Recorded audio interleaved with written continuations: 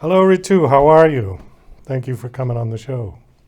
Thank you so much for having me, Douglas. Oh, my pleasure. So I'm reading through your bio here. You've got a new book called "We've Got This." Have you published other work, or is this your first book? Or No, my first book was called The Authenticity Principle, or is called The Authenticity Principle. It's a bestseller on Amazon, and I wrote that several years ago. And my newer book, also a bestseller, is called We've Got This, Unlocking the Beauty of Belonging, and it came out last year, and it builds on my first book. are you a full-time author, or do you do something else as well? My authorship is part of the work that I do, but I'm actually a professional speaker. I'm a coach. I am a consultant and expert in the area of, well, multiple areas: leadership development, personal growth, empowerment, and belonging, and diversity, equity, inclusion. Do you primarily, you said speaker, do you primarily speak at companies, corporations, That's right. Events, I would events? say so. So internal organization trainings, learning and development opportunities, but I speak a lot at conferences and events. So this book is, it says it's a handbook. So it's not a book that, I mean, it's not a novel, right? No, it's Necessarily. not a novel.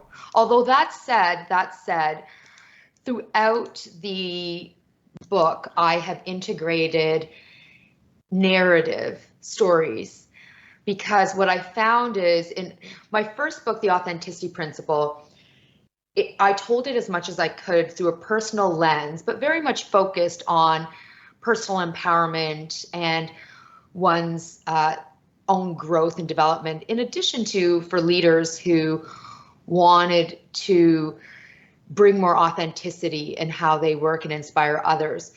But what I found in writing my first book, having it launch back in 2017 to now, is that social media has significantly changed how it is that we intake content.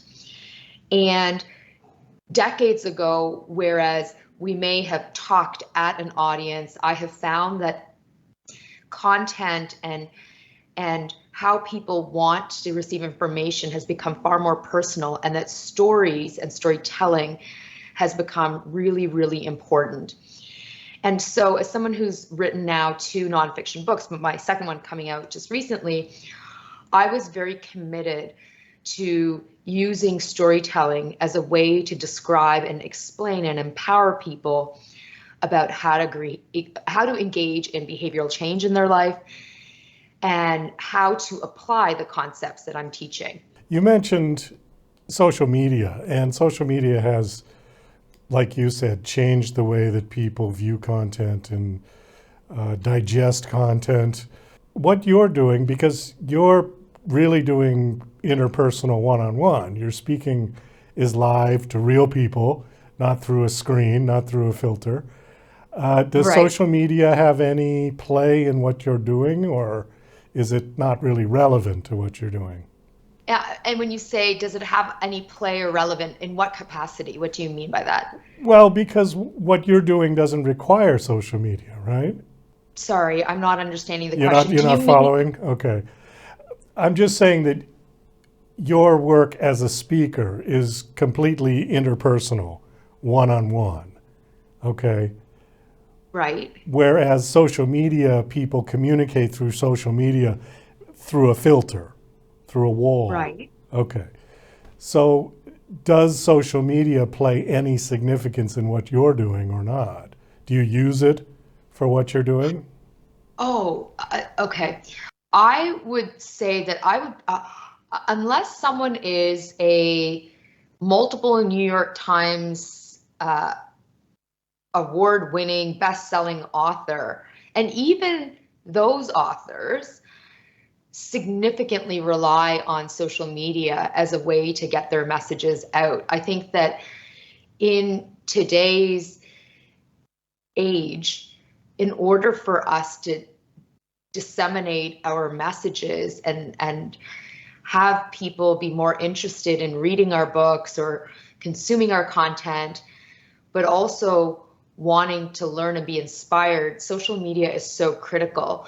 In fact, one of the number one pieces of advice that I received between writing my first book and my second book is to build my social media presence as a way to get my message out there. And I have a very challenged relationship with social media. I have a love-hate relationship with it.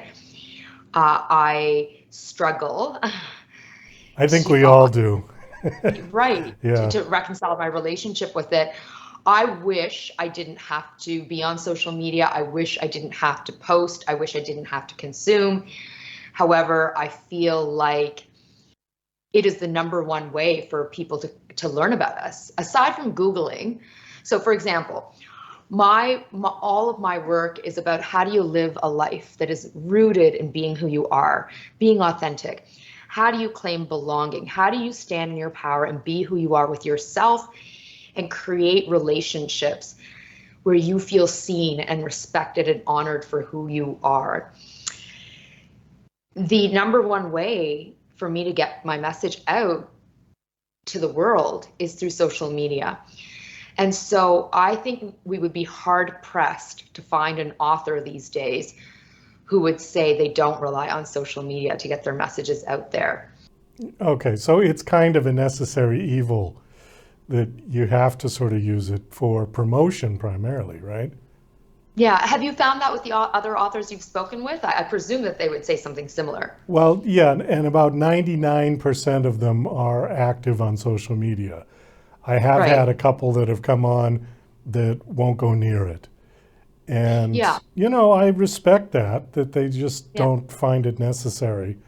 Their books seem to sell regardless if they are on there or not. I have a feeling that their publisher is actively on there, Yes. which might make up for it. Yeah. Well, I was going to say someone is on social media promoting. Yeah, somebody is. I mean, if you even look at the publishing industry, how we as readers consume and purchase books and which books we purchase is also heavily directed by social media. It used to be we'd go into a retail store, like brick and mortar store, to find books. We'd walk through the aisles, we'd flip through the actual book. We know that more and more sales are done online. In fact, I think some of the data says that there's more purchases made online than in brick and mortar stores. And where do we find who we want to read? We learn about this. Yes, we'll go onto Amazon, or yes, we'll go to a bookstore's website online and search, for example, belonging, books on belonging. But we know that a vast amount of book sales happen by someone seeing you. Like, for example, one of my reels, I do a lot of videos, and there's a lot of videos that I put out speaking about the concept of belonging. Someone will read one or see one of my videos, and they'll be like, wow, that message really resonates with me. I should go buy her book. And so in that regard, being able to bring life to the words that are on a page by taking video and actually seeing me and hearing me share and getting a feel for my energy can be really inspiring and uplifting and help you to want to read my books. Who is your target audience for your book? Is this primarily corporations that are going to buy it, or individuals, or who are you going for here? My book, both books, The Authenticity Principle and We've Got This, are intended for anyone who has struggled to be who they are, anyone who has faced negative messaging coming their way, tied back to their multiple myriad intersectional identities. And you could be someone joining today, listening, and as I'm sharing, thinking to yourself, I have deeply struggled in my family or in my personal relationships or at work to be who I am, and you'll want to read my books. Or you might be a leader and you have a team and you can tell that your leadership style is causing issues, and there are people on your team who aren't happy with the way in which you're leading. You can tell through their energy. So my book is intended for anyone who wants to claim belonging for themselves or wants to help create it for others. How do you think corporations are doing, generally speaking, as far as making people feel as part of the group, but also allowing them their freedom to be an individual. Because it is kind of a balancing act, you know? I think, well, the data speaks, and what the data says is that most organizations struggle and not every single leader and not in every single area, but across organizations, across industries, there are leaders who run teams where people don't feel seen, don't feel heard, don't feel respected, don't feel safe to be who they are. And actually, if you take a look at the research, the data, we know that we are in a loneliness epidemic in our society on a personal level, but loneliness is also experienced in the workplace when we feel disconnected from the people who are around us.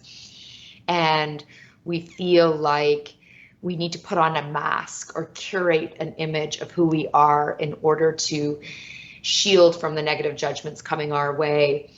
Or we feel we need to change how we speak and dress. We'd rather work virtually than in person to shield from all of this. And so we know we're in a loneliness epidemic. In addition, we are in a mental health crisis in this moment across society, across workplaces. And let me also say that workplaces are a microcosm of society. Whatever is happening in society finds its way into workplace cultures. And so we know that people are deeply struggling as it relates to mental health challenges after the pandemic. And a lot of that connects with a disconnect with people around us. In other words, we don't feel belonging at work. And that contributes to our experiences with mental health issues. Do you think social media has contributed to this, speaking of social media, to the loneliness factor, to people not engaging in person and doing it through that kind of a filter? Well, we know from, again, let's go to research. We know from research that a number of people, when they go online, it actually activates mental health challenges in that there's heightened anxiety, feelings of disconnections, feelings of loneliness. Like, we are more connected than we have ever been because of social media, but we are also lonelier than we have ever been because this connection is not in person, it's through a screen. And one could argue it's not actually real connection. And as human beings, as animals, we deeply crave, even for the introverts, in-person nervous system regulation. And so being in person really matters. But I'd also say at the same time, I think that social media can be a beautiful place for belonging and connection with others. And I'll give you a really good example, a personal example.